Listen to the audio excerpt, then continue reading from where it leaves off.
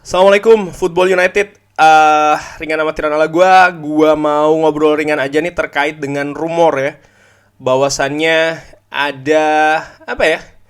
Ada perebutan, bukan perebutan ya, tentang ini ya. Prahara, bukan prahara, apa ya bahasanya? Gue juga bingung ini.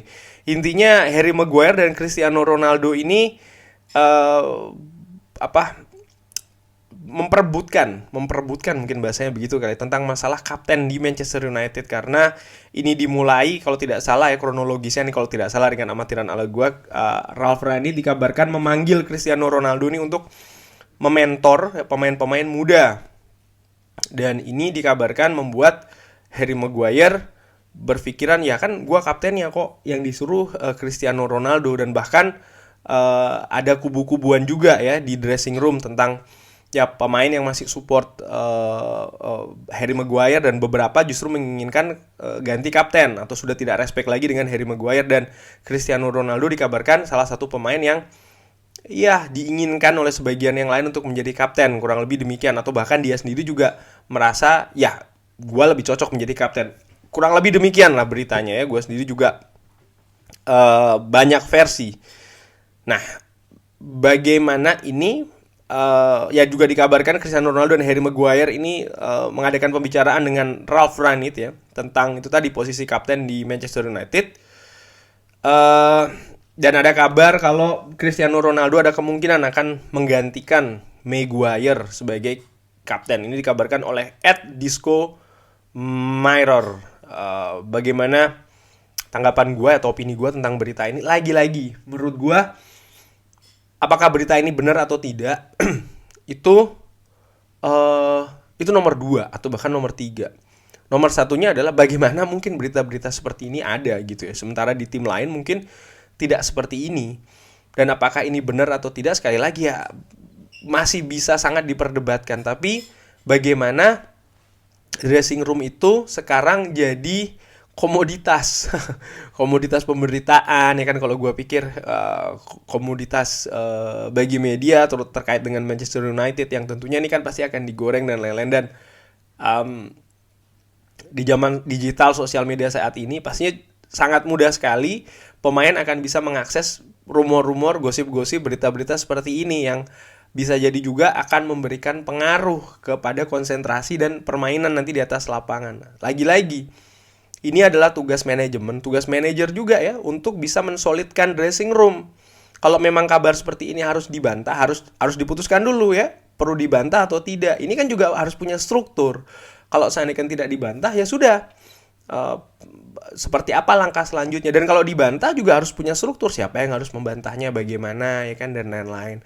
Jadi menurut gue hal-hal demikian ini harus dipunyai oleh Manchester United saat ini, dalam rangka itu tadi, mengontrol dressing room. Tujuannya apa ya? Supaya keadaan tetap harmonis. Karena kalau seandainya berita ini tidak benar, ya tetap harus solid begitu. Dan seandainya kalau berita ini betul, nomor satu menurut gue ya bagaimana mungkin bisa bocor. Ini kan sesuatu hal yang sebenarnya harusnya tidak keluar dressing room ya, tidak harus, bahkan tidak boleh begitu. Apa yang terjadi di dalam urusan internal, urusan rumah tangga ya, dari pemain-pemain itu sendiri terkait soal masalah ini kan bukan konsumsi sebenarnya, bukan konsumsi publik, fans, supporter dan lain-lain, apalagi sampai disebar-sebarin kalau seandainya berita ini betul.